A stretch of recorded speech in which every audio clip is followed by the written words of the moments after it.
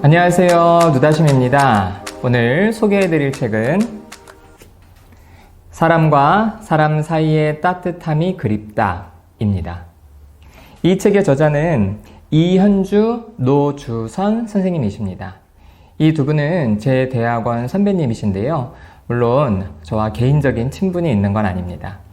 저랑 좀 차이가 있으셔서 저는 학교에서 뵙지는 못했고요. 워낙 활발하게 활동을 하시는 분들이라서 저는 이 두 선생님의 명성을 익히 들어서 저 혼자 팬심으로 좋아하는 분들입니다.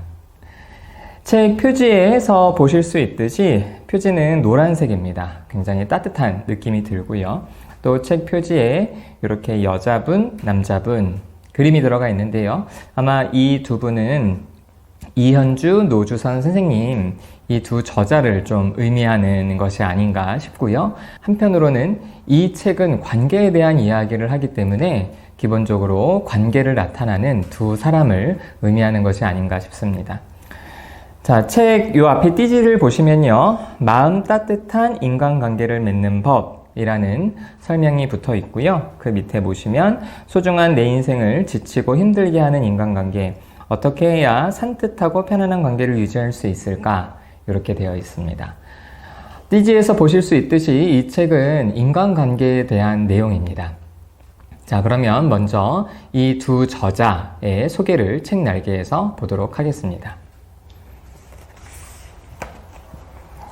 지은이 이현주, 고려대학교 심리학과 석박사 과정을 마친 임상심리 전문가로 이후 미국 서던 캘리포니아 대학에서 MBA를 취득했다.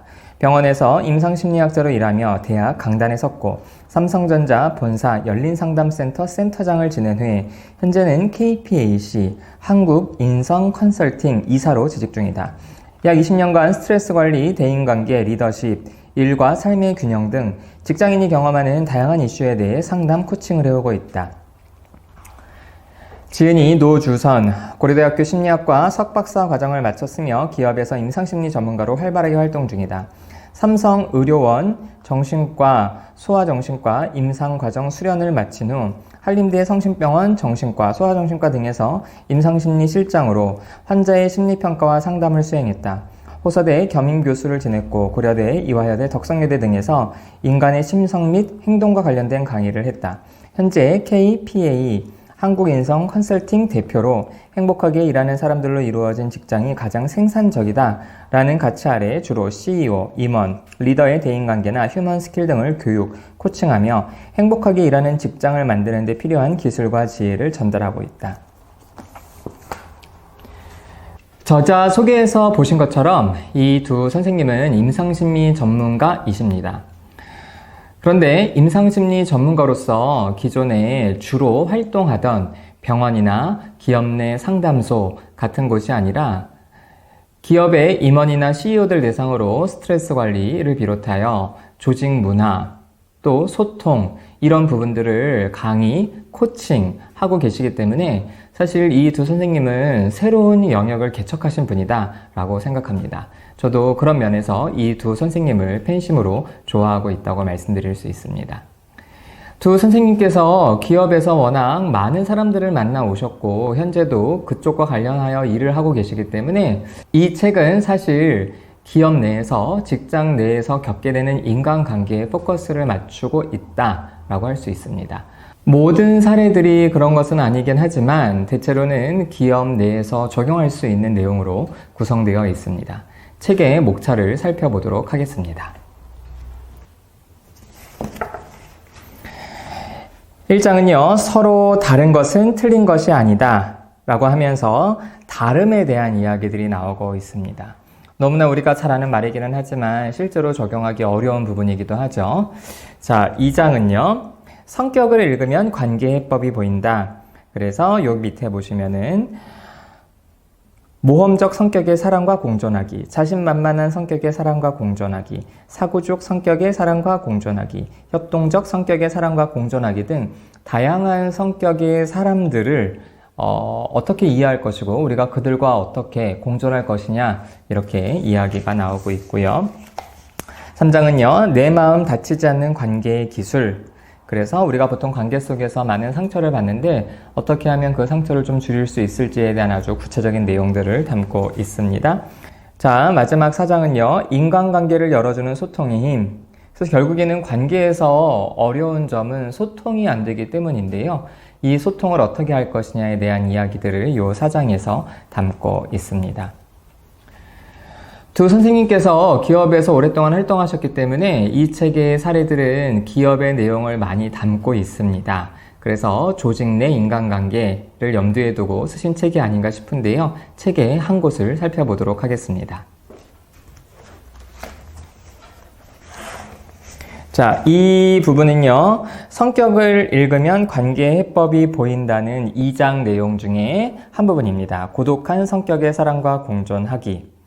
처음에는 남편의 무관심 때문에 남편이 불륜을 저지른 것도 아니고 이렇게 하면서 주로 이제 부부관계에 대한 이야기들도 나오고 있는데요. 본격적으로 내용에 들어가면 직장에서 우리가 만나는 고독한 성격의 특성을 지닌 사람들은 매우 내성적이고 자립적이며 이렇게 직장에서 이런 사람들을 어떻게 대할 수 있는지에 대한 내용들이 상당히 많이 나와 있습니다.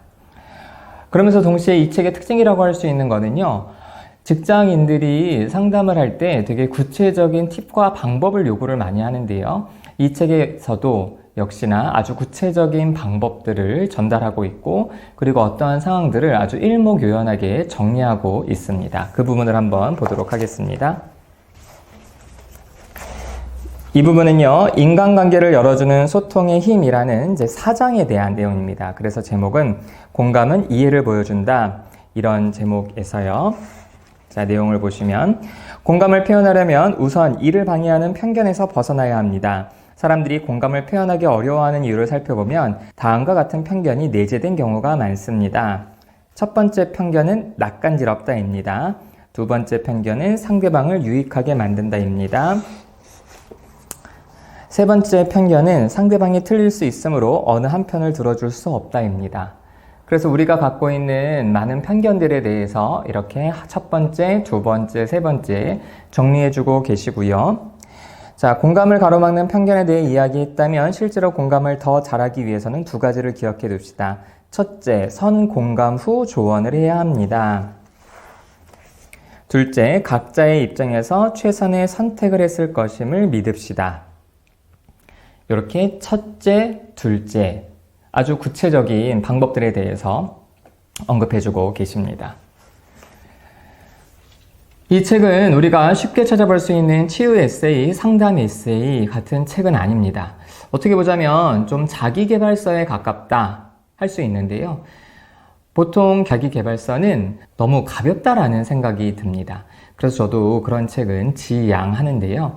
이 책은 자기계발서처럼 아주 구체적인 방법을 알려주지만 심리학자들이 현장에서 경험한 것과 오랫동안 공부한 것을 잘 녹여내고 있기 때문에 결코 가볍지는 않습니다. 그래서 어느 정도 사람의 마음에 대해서 이해를 하고 계신 분들이 이 책을 보시면 그 많은 내용들을 참 정리를 잘 하셨다라는 생각이 들고요. 또 한편으로는 이 심리학 내용에 대해서 잘 알지 못하는 분들도 뭔가 손에 잡힐 만한 내용들을 얻어갈 수 있지 않나 라는 생각이 듭니다. 사람과 사람 사이의 따뜻함이 그립다. 수많은 인간관계에서 고민하는 많은 분들에게 아주 구체적인 조언을 해주고 있는 책입니다. 한편으로는 일목요연하게 정리가 되어 있기 때문에 그렇게 정리가 되어 있는 책을 좀 싫어하시는 분들에게는 자연스럽게 읽히는 책은 아닐 수 있겠지만요. 직장 생활에서 아주 구체적인 팁과 방법을 원하시는 분들에게는 다른 종류의 자기계발서보다는 이 책을 추천해 드립니다. 그러면 조직 내 인간관계에서도 많은 도움을 얻으실 수 있을 겁니다. 사람과 사람 사이의 따뜻함이 그립다. 소개를 마치겠습니다.